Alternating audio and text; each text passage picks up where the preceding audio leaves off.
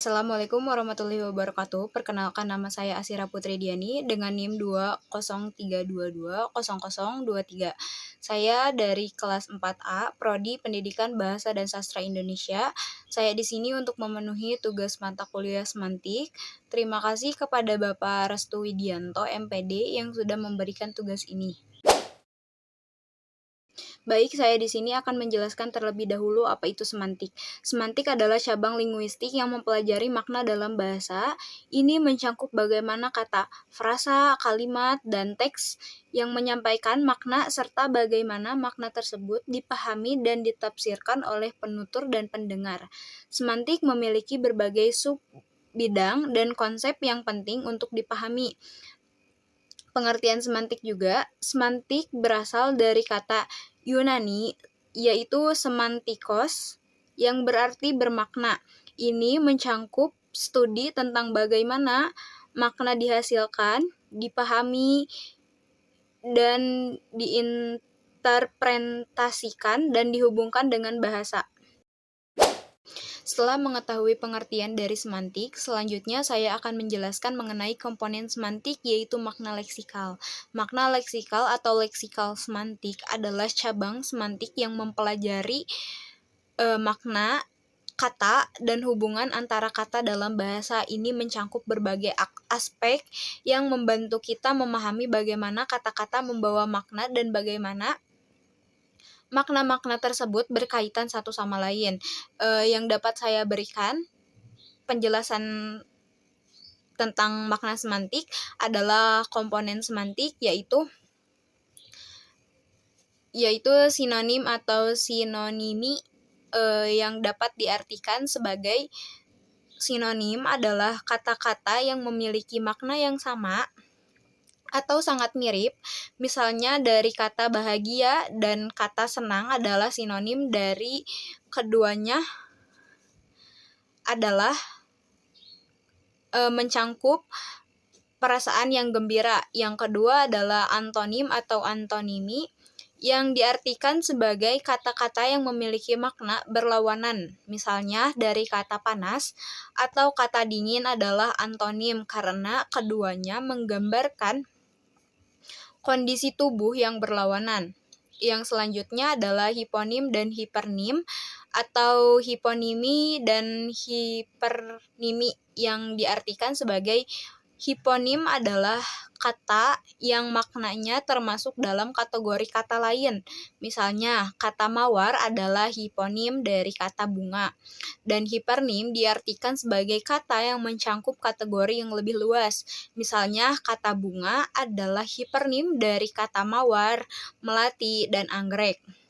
Yang selanjutnya adalah polisemi atau polisemi yang diartikan sebagai fenomena di mana satu kata memiliki beberapa makna yang terkait. Misalnya, dari kata kepala bisa merujuk pada bagian tubuh manusia atau pemimpin dari sebuah organisasi. Yang selanjutnya adalah homonim atau homonimi yang diartikan sebagai kata-kata yang memiliki bentuk yang sama tetapi maknanya berbeda. Misalnya dari kata buku bisa diartikan sebagai benda yang berisi tulisan atau tindakan membengkokkan sesuatu. Yang selanjutnya adalah meronimi atau holonimi, melonimi dan holonimi atau meronimi dan holonimi yang diartikan sebagai melonim adalah kata yang merujuk pada bagian dari sesuatu yang lebih besar. Misalkan, roda adalah meronim dari kata mobil, sedangkan holonim adalah kata yang merujuk pada keseluruhan yang terdiri dari bagian-bagian tersebut. Misalnya, dari kata mobil adalah holonim dari kata roda, mesin, dan setir. Contoh dan penjelasan yang dapat saya berikan dari sinonim adalah contohnya kata indah dan cantik. Penjelasannya, kedua kata ini sering digunakan untuk menggambarkan sesuatu yang menarik secara visual, meskipun ada nuansa berbeda ada nuansa perbedaan dalam konteks penggunaannya. Contoh yang dapat saya berikan dari komponen antonim adalah contoh kata tinggi dan pendek. Tinggi menggambarkan sesuatu dengan ukuran vertikal yang besar, sedangkan pendek menggambarkan ukuran yang kecil. Contoh hiponim dan hipernim yang dapat saya berikan adalah kata anjing hiponim dan hewan peliharaan hipernim. Penjelasannya, anjing adalah jenis spesifik dari hewan peliharaan yang mencangkup berbagai jenis hewan yang dipelihara oleh manusia. Contoh yang dapat saya berikan dari komponen polisemi adalah contoh kata kepala. Penjelasannya, kepala bisa digunakan untuk kepala bisa merujuk pada bagian tubuh atau pemimpin dan maknanya dapat dipahami berdasarkan konteks kalimat. Contoh selanjutnya adalah homonim yang dapat saya berikan adalah kata bulan. Penjelasannya, bulan bisa diartikan sebagai satelit alam bumi atau satuan waktu dalam kalender. Contoh dari meronimi dan holonimi adalah contoh daun. Daun sebagai meronim dan pohon sebagai holonim. Penjelasannya, daun adalah bagian dari pohon dan pohon terdiri dari beberapa bagian seperti daun, batang, dan akar. Setelah saya menjelaskan makna leksikal, selanjutnya saya akan menjelaskan pentingnya memahami makna leksikal. Memahami makna leksikal adalah penting karena yang pertama, komunikasi yang efektif membantu kita menggunakan kata-kata dengan tepat dalam berbagai konteks sehingga komunikasi menjadi lebih jelas dan efektif. Yang kedua adalah pembelajaran bahasa. Memudahkan pembelajaran bahasa untuk memahami hubungan antar kata dan meningkatkan kosakata mereka. Yang ketiga adalah analisis teks. Memungkinkan analisis yang lebih mendalam terhadap teks untuk menggunakan makna dan hubungan antar konsep. Dengan pemahaman yang baik tentang makna leksikal, kita dapat lebih efektif dalam berkomunikasi dan menganalisis bahasa baik dalam konteks sehari-hari maupun dalam studi linguistik. Selanjutnya yang akan saya jelaskan dari komponen linguistik adalah makna kontekstual. Makna kontekstual dapat diartikan sebagai aspek semantik yang mempelajari bagaimana konteks mempengaruhi interpretasi makna dalam komunikasi. Makna kontekstual menyoroti bahwa makna kata atau kalimat tidak hanya ditentukan oleh definisi leksikalnya, tetapi juga oleh situasi, pengetahuan bersama antara penutur dan pendengar, dan faktor-faktor lain yang ada di luar kata-kata itu sendiri. Komponen-komponen makna kontekstual yang pertama adalah konteks situasional. Ini mencangkup informasi tentang tempat, waktu, dan keadaan di mana komunikasi itu terjadi. Misalnya, pada kalimat buka jendela bisa berarti berbeda tergantung pada apakah seseorang berdiam di dalam ruangan yang panas atau di dalam mobil yang pengap. Yang kedua adalah konteks linguistik. Ini mencangkup tentang teks atau ujaran yang mendahului atau mengikuti sebuah kata atau kalimat. Misalnya kata bank bisa berarti lembaga keuangan atau tepian sungai, tergantung pada kalimat-kalimat di sekitarnya.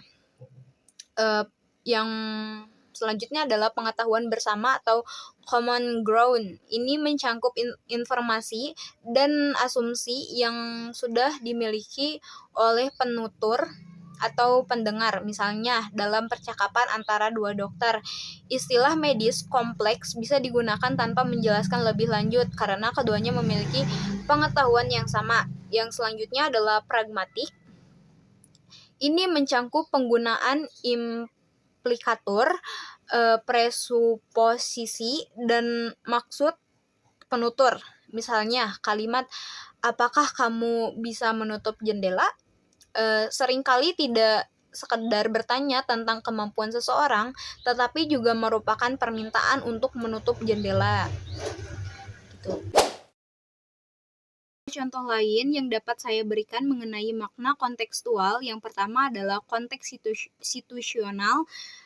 Pada kalimat dia ada di depan. Konteksnya adalah jika diucapkan di sekolah, kata depan bisa merujuk pada ruangan kelas depan. Jika diucapkan di rumah, depan bisa merujuk pada ruang tamu atau halaman depan. Konteks linguistik, kalimatnya adalah dia sedang membaca novel. Konteksnya adalah jika kalimat sebelumnya adalah dia suka cerita detektif, novel tersebut mungkin adalah novel detektif. Selanjutnya adalah pengetahuan bersama. Contohnya adalah kamu sudah membeli tiket. Konteksnya adalah jika kedua orang tersebut sudah berbicara sebelumnya tentang menonton film tertentu, tiket tersebut mungkin adalah tiket untuk menonton film tersebut. Selanjutnya adalah yang dapat saya berikan mengenai pentingnya memahami makna kontekstual. Yang pertama adalah komunikatif efektif, membantu dalam memahami maksud sebenarnya dari ujaran atau teks dan mengurangi kesalahpahaman. Yang kedua adalah analisis teks dan wacana, memungkinkan analisis yang lebih mendalam tentang bagaimana makna dihasilkan dalam berbagai konteks seperti dalam literatur, dalam hukum, dan dalam media. Selanjutnya adalah pembelajaran bahasa, membangun pembelajaran bahasa, memahami bagaimana menggunakan dan menafsirkan bahasa dalam berbagai situasi. Yang selanjutnya adalah interaksi sosial, penting untuk memahami dinamika sosial dan hubungan interpersonal karena makna kontekstual seringkali mencerminkan norma sosial dan ekspektasi. Yang selanjutnya, dengan memahami makna kontekstual, kita dapat lebih efektif dalam berkomunikasi dan memahami pesan yang disampaikan oleh orang lain terhadap kita dalam berbagai situasi. Mungkin cukup sekian yang dapat saya jelaskan mengenai semantik, makna leksikal, dan makna kontekstual. Maaf bila banyak kesalahan dalam pengucapan. Saya ucapkan terima kasih dan wassalamualaikum warahmatullahi wabarakatuh. Bye-bye.